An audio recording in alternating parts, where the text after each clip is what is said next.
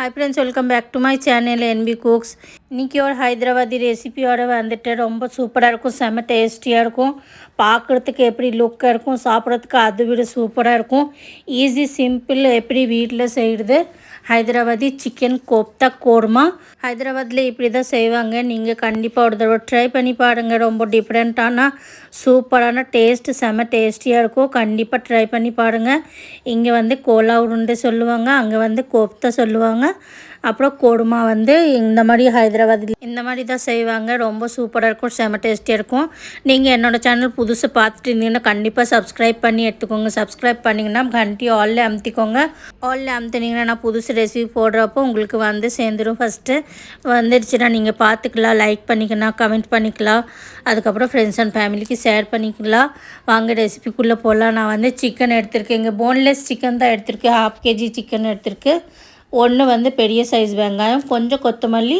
அப்புறம் ஒரு 2-3 பச்சை மிளகாய் எடுத்துருக்கு மிக்சியில் அரைச்சி நல்லா நைஸாக பேஸ்ட் பண்ணி எடுத்துக்கலாம் இப்போ ட்ரை மசாலா போட்டுடலாம் மல்லித்தூள் மிளகாத்தூள் மஞ்சள் தூள் ஜீராத்தூள் உப்பு அப்புறம் 2 ஸ்பூன் ஜிஞ்சர் கார்லிக் பேஸ்ட் சின்ன ஸ்பூனில் 2 ஸ்பூன் பெரிய ஸ்பூன்னா 1 ஸ்பூன் போட்டுக்கோங்க இப்போ நல்லா கை வச்சு நல்லா பிசைஞ்சு நல்லா மிக்ஸ் பண்ணி மசாலா எடுத்துடலாம் நல்லா மிக்ஸ் பண்ணணும் ஃபுல்லாக மசாலா எல்லா பக்கமும் மிக்ஸ் பண்ணியாச்சுன்னா கொஞ்சம் லைட்டாக கையில் எண்ணெய் தடவி எடுத்துக்கலாம் ஏன்னா அப்போ தான் உங்களுக்கு கையில் ஒட்டாது அதுக்கப்புறம் உங்களுக்கு வந்து எந்த சைஸ் வேணும் உங்களுக்கு கோப்தா வந்து எந்த சைஸ் வேணும் என்ன ஷேப் வேணும் நீங்கள் அதை போட்டுக்கலாம் நான் வந்து இங்கே 1/2 kg சிக்கன் தான் எடுத்தேன் உங்களுக்கு தேவையான அளவுக்கு நீங்கள் போட்டுக்கோங்க 1/4 கிலோ 3/4 கிலோ 1/2 கிலோ 1 கிலோ எவ்வளோ வேணும் உங்களுக்கு கிரேவி எவ்வளோ வேணும் அவ்வளோ போட்டுக்கோங்க நான் வந்து ஓவலில் ஷேப் போட்டு எடுத்துட்டு அதுக்கப்புறம் அது சைடில் வச்சிடலாம் சைடில் வச்சுட்டு அதுக்கப்புறம் நம்ம ஆயில் சூடு பண்ணுறதுக்கு விட்டு வச்சிட்டோம்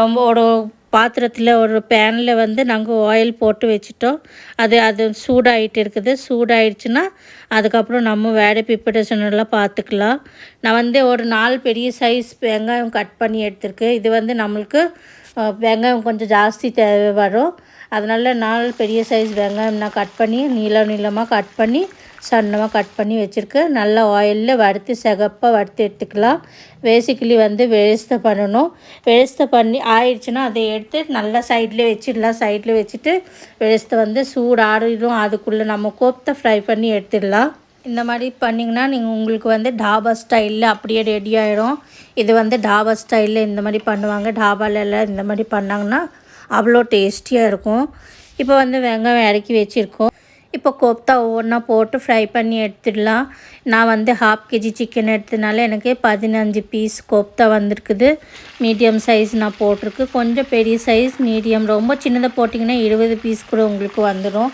நீங்கள் உங்களுக்கு தேவையான அளவுக்கு நீங்கள் போட்டுக்கோங்க நான் மீடியம் சைஸ் போட்டிருக்கு நான் வந்து ஓவல் ஷேப் போட்டிருக்கு நீங்கள் வந்து ரவுண்டு தட்டியாக வேணும்னா எப்படி வேணும்னா உங்களுக்கு ஷேப் வேணும் அந்த மாதிரி போட்டுட்டு நீங்கள் ஃப்ரை பண்ணி எடுத்துட்டு நம்ம வந்து இறக்கி வச்சிடலாம் நான் வந்து ரொம்ப ப்ரௌன் பண்ணல இது கோல்டன் ப்ரௌனுக்கு கொஞ்சம் ஜாஸ்தி பண்ணியிருக்கு ரொம்ப டார்க் ப்ரௌன் பண்ணிவிட்டு இறக்கி வச்சுட்டு நான் 2 டிப் ஃப்ரை பண்ணி எடுத்துட்டு கொஞ்சம் ஆயில் கம்மி பண்ணிடலாம் ஆயில் கொஞ்சம் ஜாஸ்தி இருக்குது இவ்வளோ ஆயில் தேவை வராது கிரேவிக்கு இறக்கி வச்சுட்டு கொஞ்சம் ஆயில் கம்மி பண்ணிவிட்டு நம்ம வந்து கரம் மசாலா போட்டுடலாம் ஏலக்காய் பட்டை ஏலக்காய் கிராம்பு பிரியாணி இலை எல்லாமே வந்து 4-5 போட்டுட்டு அதை கொஞ்ச நேரம் ஃப்ரை பண்ணணும் கொஞ்சம் சட்டை பண்ணி எடுத்துடணும் கரம் மசாலா ஃப்ரை ஆகிற வரைக்கும் நாங்கள் வந்து மிக்சியில் தக்காளி அடித்து வச்சுருக்கோம் நீங்கள் வந்து 2 பெரிய சைஸ் மிக்சியில் தக்காளி அடித்து வச்சுக்கோங்க இல்லைன்னா சாப்பாட்டில் கூட சாப் பண்ணலாம் இல்லைன்னா வந்து கையில் மிக்ஸ் பண்ணிங்கன்னா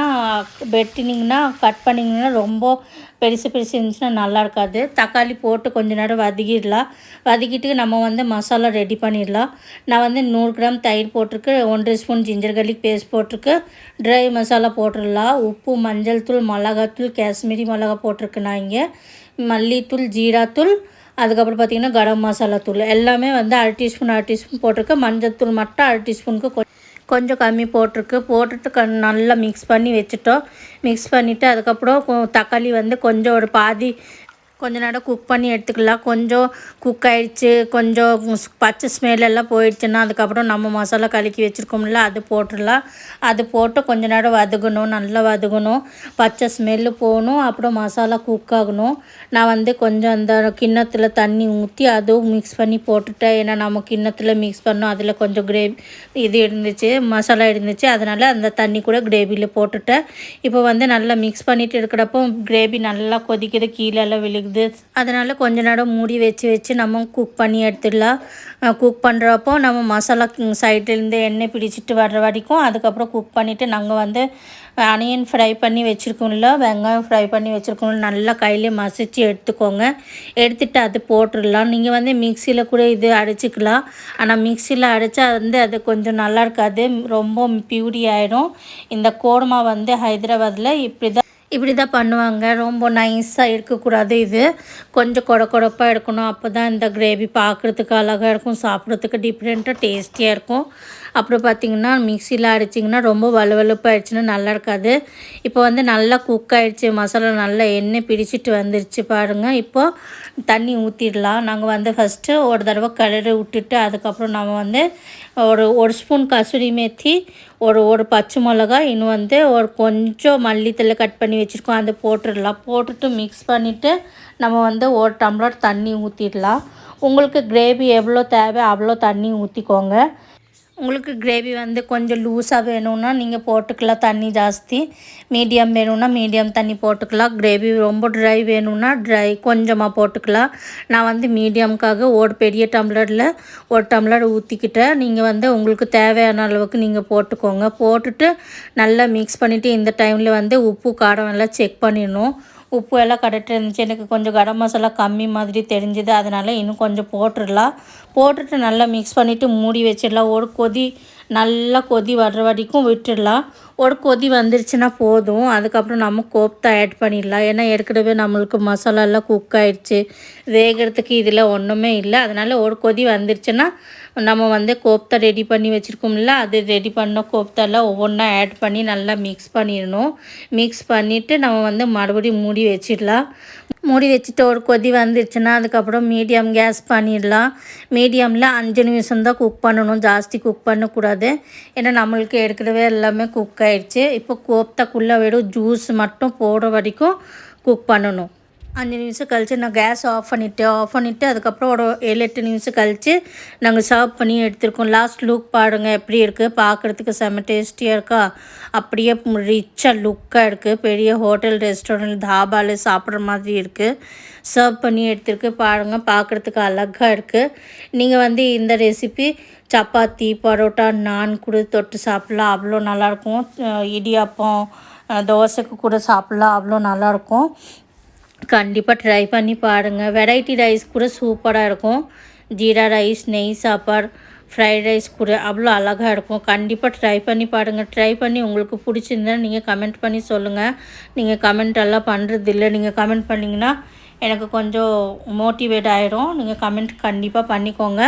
வேறு ஏதோ ரெசிபி பார்க்கணுன்னா கூட நீங்கள் அதை கூட கமெண்ட் பண்ணி சொல்லலாம். நீங்கள் சொன்னீங்கன்னா நான் செஞ்சு காட்டுறேன். உங்களுக்கு என்னோடய ரெசிபி பிடிச்சிருந்தா நீங்கள் கண்டிப்பாக சப்ஸ்கிரைப் பண்ணிக்கோங்க. சப்ஸ்கிரைப் பண்ணிங்கன்னா கண்டி ஆல் அமுத்திக்கோங்க, லைக் பண்ணிக்கோங்க, ஃப்ரெண்ட்ஸ் அண்ட் ஃபேமிலிக்கு நிறைய ஷேர் பண்ணிக்கோங்க.